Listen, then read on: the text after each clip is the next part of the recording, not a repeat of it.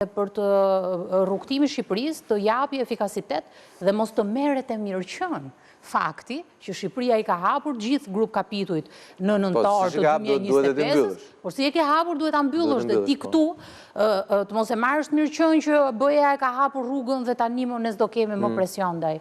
Përkundër, presioni do shtohet më shumë. Presioni do të shtohet dhe po flasim për mbyllje negociatash për 1 vit. Megjithatë flasim për një izolim në rritje, shqetësues bile, po nuk e di është izolim rritja, po është presion që PD-ja të ftillohet, ose më saktë Berisha të ftillohet.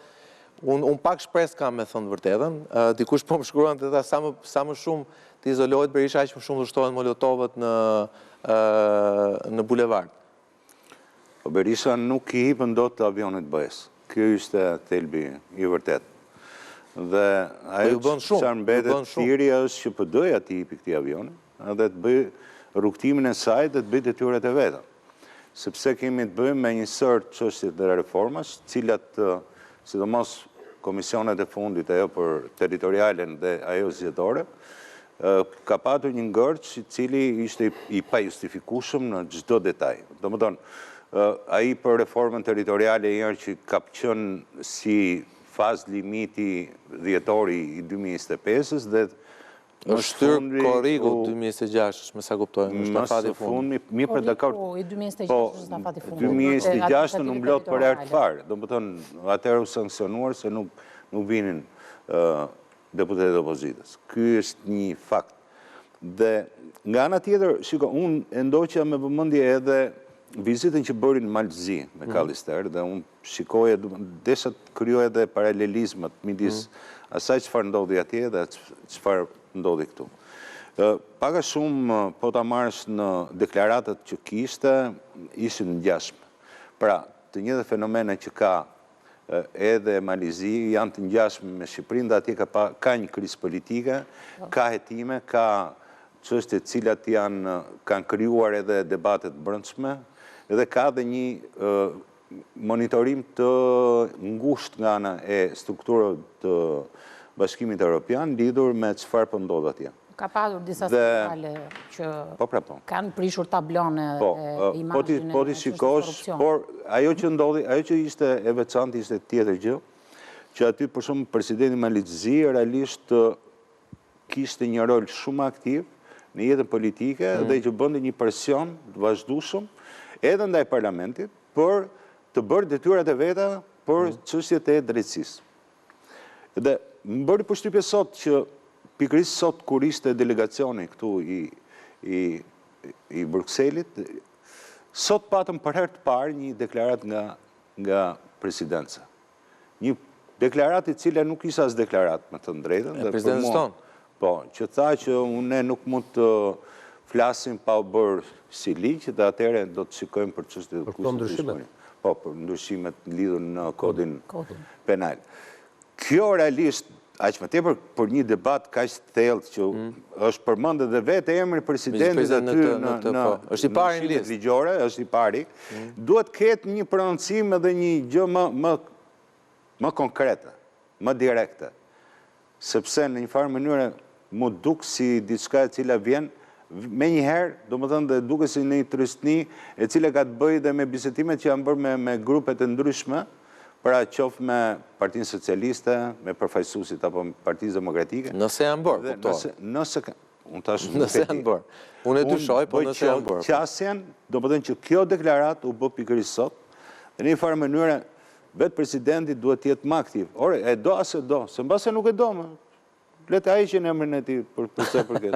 Kjo është diskutim tjetër. Kjo është një problem tjetër. Sa pesh ka roli i presidentit në një shtet të caktuar, se në Maltëzi ka pesh shumë të madhe presidentit. Kurse këtu e ne vetëm 2 javë mund ta shtyjë një dekret. Ne kemi ekzekutivin më të fortë dhe presidentin e kemi honorifik gjithmonë kemi pa. Një presidenti vetëm 2 javë në me flasim për unë marrë të gjë shumë mirë, me gjë nuk e përjashton njeri presidentit të thotë drejt. Nuk e që një drejtën që të reagoj. Aqë më tepër për çështje kaq të Lami, protesta e ditës premte, me datës 20 shkurt, simbolike fort, historike për Shqipërinë, për Tiranën patjetër, kemi qenë gjithë aty atë ditë, por vjen pas një ngjarje shumë të rëndësishme në Washington, vjen pas një ngjarje shumë të rëndësishme në Tiranë me vizitën e zotit McAllister, një gjë që ishte parashikuar dhe e patëm parashikuar pak ditë më parë këtu në Regjistore që kështu do ndodhte.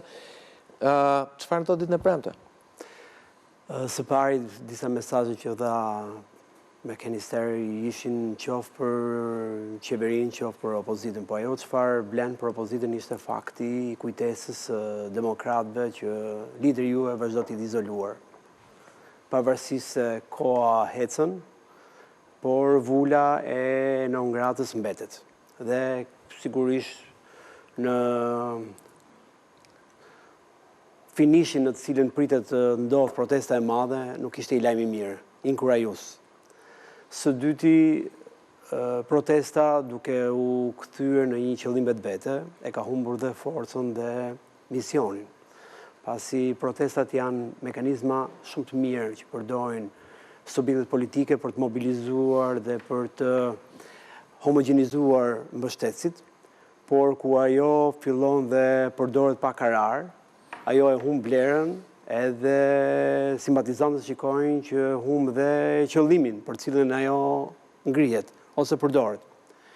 Por unë mendoj që pavarësisht se çfarë mendojnë demokratët, i vetmi që është i qartë se e ka ndërtuar këtë strategji zoti Berisha, për arsye se ne këtu e thamë që shpejt do ndodhemi përballë faktit në Partinë Demokratike që ndodhin rinovimet e strukturave, drejtuesve të Partisë Demokratike. Dhe zotit Berisha do t'i duhet që të radikalizojë sa më shumë situatën që të harohet në një statutit të partisë ku kërkohet dorëheqje pa rinovueshme e kryetarit. Dhe gati të mos ketë kuptime dhe shtrimi i çështjes du të kemi garë apo du të kemi një kandidat tjetër. Dhe zoti Berisha e di që nëse radikalizon situatën, zërat e moderuar e humbin peshën, çështjet minore, siç konsiderohet nga leadershipi, e humbin kuptimin dhe finale mbetet armiku që është përballë ne, zoti Rama. Kështu që unë mendoj që ne nuk do kemi vetëm 20, po 20 që do të na shoqërojë deri në momentin kur do të afrohemi afër datës ku do ketë nevojë për të rinovuar Partia Demokratike, pikërisht për këtë qëllim. Dhe këtë e kam shumë qartë se kush do tjetër, vetëm Berisha. Okej, me qëra fjala, kemi një zhvillim të minutës fundit, kemi një reagim të ambasadës amerikane që lidhet pikërisht me protestën, në fakt, atë që unë paralajmërova dhe në editorial për ambasadën amerikane, thot që protesta e datës 20 mund të shkoj dhe drejt incidenteve dhe goditjes së ndërtesave dhe i bën thirrjet vetëve pra amerikanëve ndër të tjera të qëndrojnë larg kësaj proteste dhe të ndjekin njoftimet e policisë.